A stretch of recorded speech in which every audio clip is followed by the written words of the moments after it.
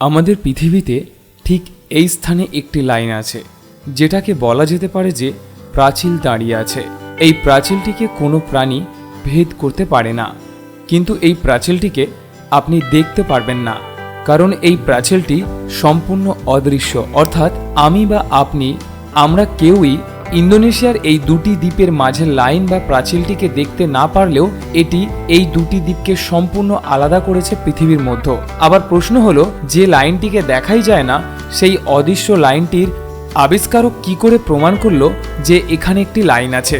দ্বিতীয় প্রশ্ন, বিজ্ঞানীরা যে লাইনটিকে জৈব ভৌগোলিক সীমানা বলে, সেই সীমানাকে কোনো প্রাণী কেন ভেদ করতে পারে না? এই সকল প্রশ্নের সঠিক উত্তর জানতে হলে আমাদের পাড়ি দিতে হবে ইতিহাসের শুরুর দিকে। জানতে হবে এই অদৃশ্য লাইনটি কিভাবে আবিষ্কৃত হলো এবং এই লাইনটি কিভাবে তৈরি হয়েছে সেটা জানার জন্য আমাদের পাড়ি দিতে হবে পৃথিবীর সেই ইতিহাসে যখন মানুষ এই পৃথিবীতে জন্মায়নি। 8 জানুয়ারি 1823 সাল যুক্তরাজ্যের ওয়ালসে একটি গরিব পরিবারে আলফ্রেড রাসেল ওয়ালস নামে একজন শিশু জন্মগ্রহণ করেন।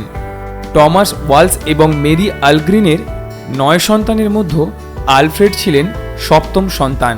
আলফ্রেড রাসেলের পিতা মিস্টার টমাস আইন বিষয়ে ডিগ্রি অর্জন করলেও কখনো আইনের ব্যবসা করেননি।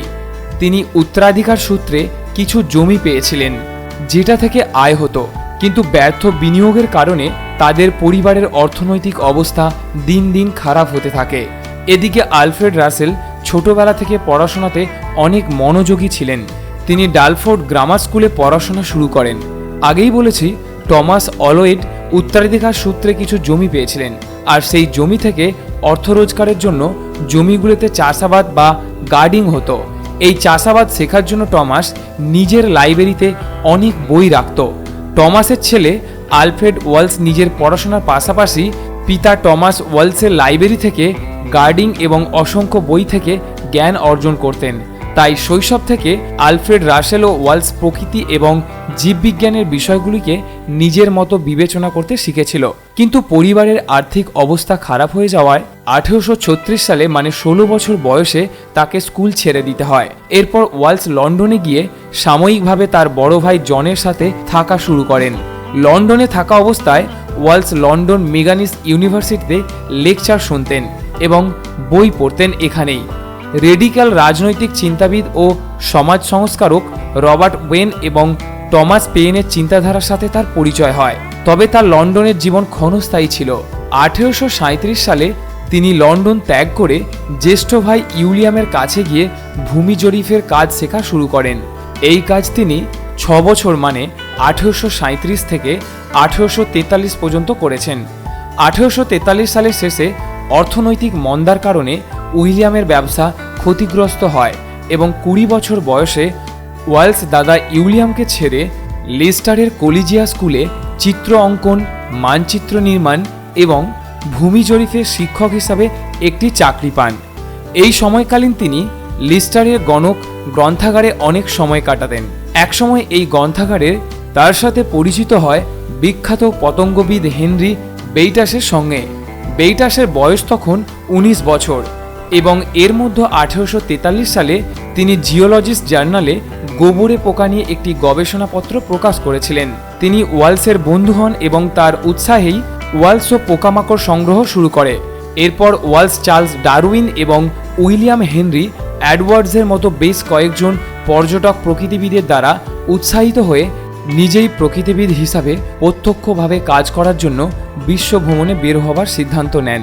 তাই 1848 সালে ওয়ালস এবং বন্ধু বেইটিস মিসচিফ নামক একটি জাহাজে চেপে তাদের উদ্দেশ্য ছিল অ্যামাজনের রেন ফরেস্টে বনভূমি থেকে পোকামাকড় এবং আরও বিভিন্ন প্রাণীর নমুনা সংগ্রহ করে এনে যুক্তরাজ্যের সংগ্রাহকদের বিক্রি করা এবং পাশাপাশি ওয়ালস প্রাণীজগৎ এবং পর্যবেক্ষণের মাধ্যমে প্রাণী প্রজাতির প্রাণ মিউটেশনের ধারণার পক্ষে প্রমাণ সংগ্রহ করতে চেয়েছিলেন। পরিকল্পনা মতো তারা 10 বছর দক্ষিণ আমেরিকা থেকে প্রচুর নমুনা সংগ্রহ করে। এর পাশাপাশি ওয়ালস 4 বছর ধরে রিও ডি জেনেরোতে মানচিত্র তৈরি কাজও করেছেন। সাথে পাশাপাশি সেখানকার থাকা বসবাসকারী মানুষ, সেখানকার ভূগোল, উদ্ভিদ ও প্রাণী সম্পর্কে তথ্য সংগ্রহ করেছেন।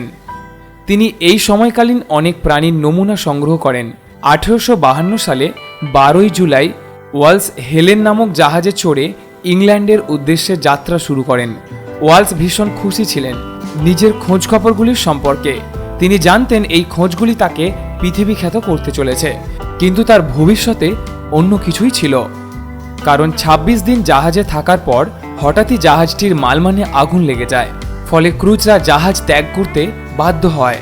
ওয়ালসের সংরক্ষিত প্রাণীদের যে নমুনাগুলো জাহাজে ছিল তা সবই তাকে হারাতে হয়। ওয়ালসের জাহাজে ওঠার আগে কিছু সংগৃহীত নমুনাগুলোই মূলত জাহাজে ছিল না, যা তিনি রিও দ্য জেনেরিও থেকে সংগ্রহ করেছিল, কিন্তু এইগুলোই তার সবথেকে গুরুত্বপূর্ণ নমুনা ছিল। ওয়ালস কেবল তার ডায়েরির কিছু অংশ এবং কিছু ছবি রক্ষা করতে পেরেছিল এই দুর্ঘটনা থেকে। 10 দিন উন্মুক্ত নৌকায় সমুদ্রে ভেসে থাকার পর টিউব থেকে লন্ডনগামী জুডিশন নামক একটি গ্রিক তাকে উদ্ধার করে।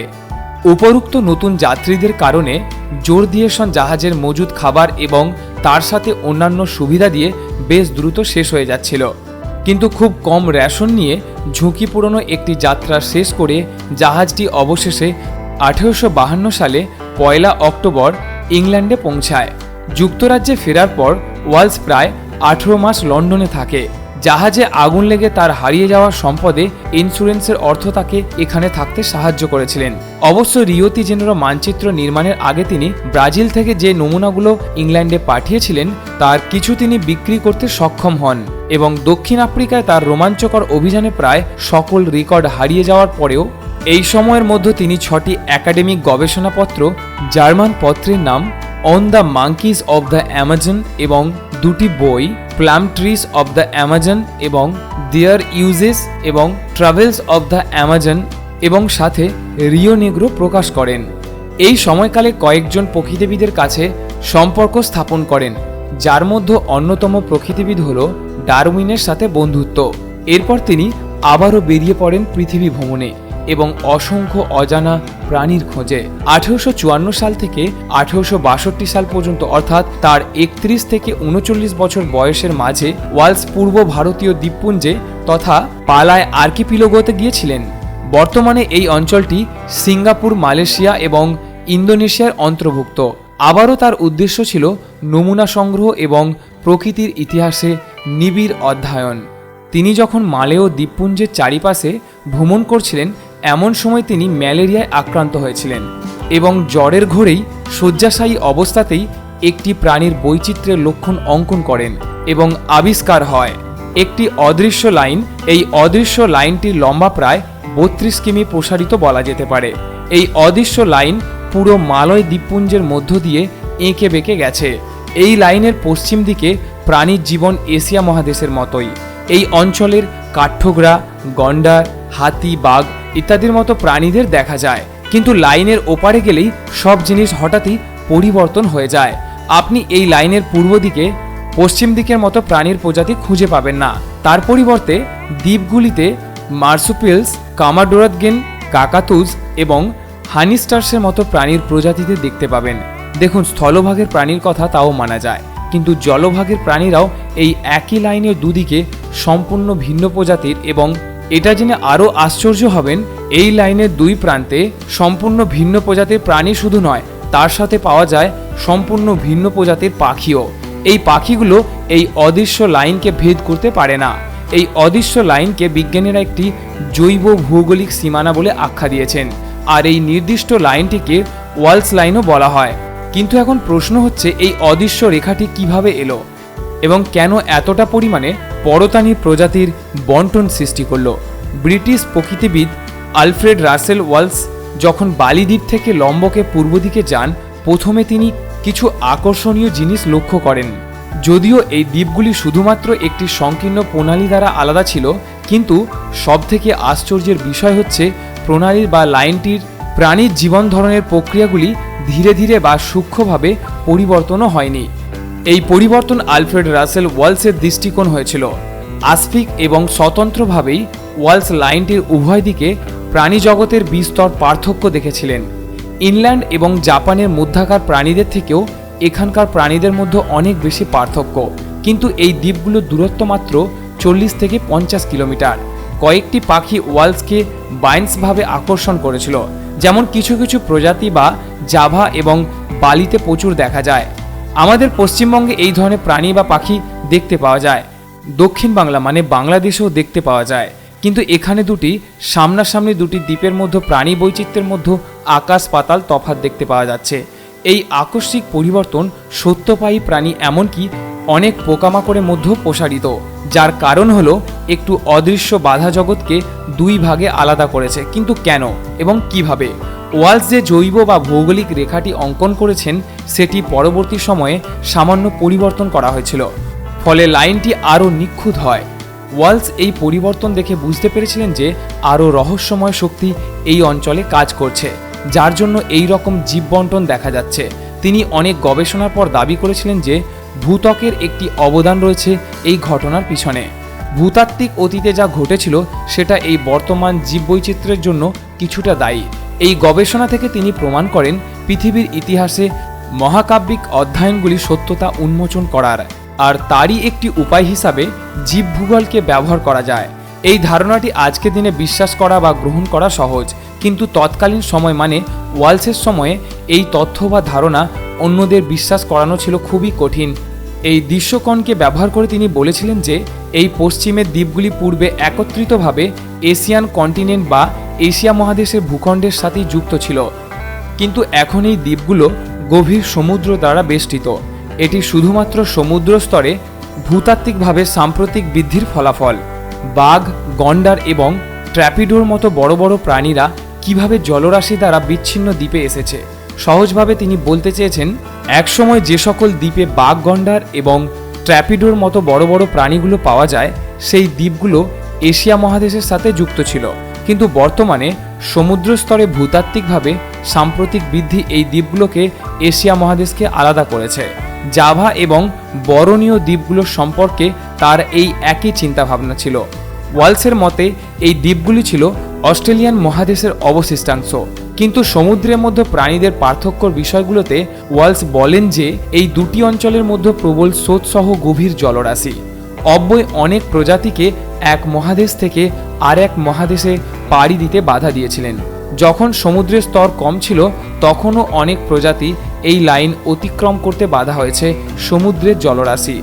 সমুদ্রের গভীরতা যতই কম হোক, হাতি তো আর সমুদ্রে সাঁতার কাটতে পারে না, কিন্তু অনেক উড়ন্ত পাখি এই লাইনকে মানে। এই উপলক্ষে ওয়ালস বললেন যে খোলা সমুদ্রে এই প্রসারিত অঞ্চল অনেক প্রজাতির পাখিরাই অতিক্রম করতে সক্ষম নয়। ওয়ালস এবং তৎকালীন সময়ের অন্যান্য বিজ্ঞানীরা অনেক অজানা তথ্যগুলি আবিষ্কার করতে পারলেও একটি মূল তথ্য তারা বুঝতে পারেনি, আর সেটা হলো টেকটনিক প্লেট। আমাদের গ্রহের পৃষ্ঠ স্থির নয়, এটি গতিশীল। এটি আলাদা আলাদা বিশ্বের প্লেট দ্বারা গঠিত, যা ভূতাত্ত্বিক সময়ে বিশাল প্রসারণে নড়াচড়া করে এবং সংঘর্ষ করে। আমাদের কাছে টেকটনিক প্লেট এই কথাটি অনেক সহজ হলেও সেই সময় এটির অস্তিত্ব কেউ বিশ্বাস করত না। 1960-এর সময়কালের পর থেকেই বিশ্বব্যাপী এই প্লেটের অস্তিত্বকে সমর্থন গ্রহণ করা হয়, যা কিনা ওয়ালসের মৃত্যুর প্রায় 50 বছর পরের কথা। আমরা এখন জানি যে টেকটনিক প্লেট আমাদের গ্রহকে বিভিন্ন উপায়ে বিভিন্ন আকার দেয়, যার ফলে মহাকাশের গঠন এবং ধ্বংস দুই হয়। এছাড়াও দ্বীপের শৃঙ্খল, পর্বতশ্রেণী ইত্যাদি তৈরি ঘটে এই প্লেটের জন্যই। গবেষণা দ্বারা জানা যায় যে মালয় দ্বীপপুঞ্জ বিশ্বের জটিল টেকটনিক প্লেটগুলির মধ্যে এটি একটি একাধিক প্লেটের মিডিল পয়েন্ট, আর তার কারণেই এই এলাকাতে অনেক আগ্নেয়গিরি এবং ঘন ঘন সিজমিক কার্যকলাপ দেখা যায়। এই স্থানটি বড় জটিল একটি স্থান। 1980 সালে বিজ্ঞানীরা কনফিডেন্সের সাথে ঘোষণা করেন যে ওয়ালস লাইনটি তৈরি হবার মূল কারণ ছিল এই টেকটনিক প্লেট, এবং ওয়ালস লাইনের দুই ধারা জৈব বৈচিত্র্যের বিপরীত। এরই মূল কারণ হচ্ছে এই টেকটনিক প্লট। প্রকৃতিবিদ ওয়ালস সঠিকভাবে শনাক্ত করেছিলেন যে অনেক অতীতে এই লাইনের উভয় পাশে দুটি অবিচ্ছিন্ন ভূমিতে জনসমাজ বিদ্যমান ছিল। আজকের দিনে আমরা এসে জেনেছি যে পশ্চিমের সুন্দা এবং পূর্বের সাহুলের পেলীয় মহাদেশ ছিল। এই উভয় মহাদেশ ভিন্ন যুগে বিদ্যমান ছিল, যখন জল বরফের মধ্যে আটকে ছিল, যার ফলে সমুদ্রের স্তর অনেকটাই কম ছিল। ওয়ালস কিন্তু এই তথ্য জানতেন না, কিন্তু তিনি রহস্যের অনেকটাই কাছাকাছি যেতে পেরেছিলেন। ওয়ালসের লাইনের পূর্ব দিকে সাহুল মহাদেশের অস্ট্রেলিয়া, নিউগিনি, তাসমেনিয়া এবং আরও দ্বীপপুঞ্জকে ঘিরে রেখেছে। এটি প্রায় 20 থেকে 25 মিলিয়ন আগে সুন্দা মহাদেশীয় শেলফের কাছে ছিল। এটি দক্ষিণ আন্টার্কটিকা থেকে বিচ্ছিন্ন হওয়ার পর কয়েক মিলিয়ন বছর ধরে অস্ট্রেলিয়ান প্লেট ধীরে ধীরে উত্তরে প্রবাহিত হবার ফলাফল টেকটনিক প্লেটের সম্প্রসারণের সাথে সাথে পাখি, সরীসৃপ এবং মার্সুপিয়াসদের একটি স্বতন্ত্র সম্প্রদায় এখানে চলে আসে। এরপর তারা যুগ যুগ ধরে পৃথকভাবে বিকশিত হয়। এই একই সময়ে টেকটনিক প্লেট এই জটিল এলাকায় একটি নতুন দ্বীপের শৃঙ্খল তৈরি করে। বর্তমানে যে দ্বীপপুঞ্জগুলোকে ওয়ালেশিয়া বলা হয়, এই মহাসাগরীয় দ্বীপগুলি পার্শ্ববর্তী মহাসাগরীয় দ্বীপগুলি থেকে পৃথক ছিল। এই বৃহত্তর ভূমি ম্যানল্যান্ডের সাথে যুক্ত ছিল না। তারা পরিবেশগতভাবে ফাঁকা সিলেট ছিল, যার ফলে কিছু প্রাণী সেখানে তাদের কলোনি তৈরি করে এবং এগুলি বেশিরভাগই অস্ট্রেলিয়ান দিক থেকে এসেছিল। ওয়ালস লাইনের পূর্ব দিক থেকে অগ্রসর হওয়া এশীয় প্রজাতির প্রাণীদের জন্য প্রতিবন্ধক হিসাবে কাজ করেছে। উদাহরণস্বরূপ ক্রোমোডো ড্রাগনকেই নিন। এটি বিশাল মিটিয়র টিকটিকি যা আজ পূর্ব ইন্দোনেশিয়ার একটি দ্বীপে বাস করে। এই প্রাণীর জীবাশ্ম প্রথম অস্ট্রেলিয়ার মূল ভূখণ্ডে পাওয়া যায় এবং গবেষণায় জানা যায় 30 লক্ষ বছর আগে এরা অস্ট্রেলিয়ার মূল ভূখণ্ডে বসবাস করত। কিন্তু প্লিস্টোসিন যুগে মানে 10 লক্ষ বছর আগে এই প্রাণীগুলো ওয়ালেশিয়া অঞ্চলে তাদের ইন্দোনেশিয়ান দ্বীপে বর্তমান অবস্থানে পৌঁছেছিল। এছাড়া লম্বক এবং বালি মধ্যবর্তী অঞ্চলের শক্তিশালী স্রোত সহ গভীর জল শুধুমাত্র প্রাণী প্রজাতি নয়, জলভাগের প্রাণীর প্রজাতিকেও আলাদা করে রেখেছে। এর এই ওয়ালস লাইন তাদের বিবর্তনীয় ইতিহাসে পার্থক্যগুলোকে ভীষণই আকর্ষণভাবে দৃশ্যমান রেখেছেন আমাদের কাছে এবং বিশেষভাবে ডারউইনের কাছে কোনো ওয়ালসের এই খোঁজ এবং তার সিদ্ধান্ত তিনি ডারউইনের কাছে চিঠির মাধ্যমে জানান। তিনি তার চিঠিতে প্রাণীর বিবর্তন সম্বন্ধে নিজের ধারণা লেখেন, যেখানে তিনি বলেন একটি নতুন কোনো প্রজাতি বিদ্যমান, যে কোনো প্রজাতি থেকে মেনে কোনো নতুন প্রজাতি অলরেডি এক্সিস্ট করা কোনো প্রাণীর প্রজাতি থেকেই বিবর্তন হয়ে আসে। এই তথ্য পাওয়ার ঠিক 1 বছর পর mister Darwin the origin of species বইয়েতে পরিবর্তনের তথ্য প্রকাশ করেন, যা ওয়ালসের দেওয়া সিদ্ধান্তকে ভিত্তি করেই তিনি লিখেছিলেন এবং এই বই থেকেই ডারউইন জগৎ বিখ্যাত হয়। তাকেই আমরা বিবর্তনীয় জীববিজ্ঞানের জনক বলে থাকি। কিন্তু দুঃখের গল্পটি কি জানেন? দ্য অরিজিন অফ স্পিসিস বইটিতে ওয়ালসের কোনো রকমই উল্লেখই ছিল না, আর এইভাবেই ওয়ালস দ্বিতীয়বারের মতো হতভাগ্য হয়। কিন্তু আমরা জানি এই ভিডিওর মাধ্যমে অসংখ্য বাঙালির কাছে শিক্ষিত এবং প্রকৃতিবিদ ওয়ালস চিরপরিচিত হয়ে থাকবেন। এই ছিল সম্পূর্ণ তথ্য। তো চলুন আজকের মতো এইটুকুই। যদি ভিডিওটি ভালো লেগে থাকে তাহলে অবশ্যই লাইক, শেয়ার এবং কমেন্ট করবেন, আর আমাদের চ্যানেলে নতুন হলে অবশ্যই চ্যানেলটি সাবস্ক্রাইব করবেন।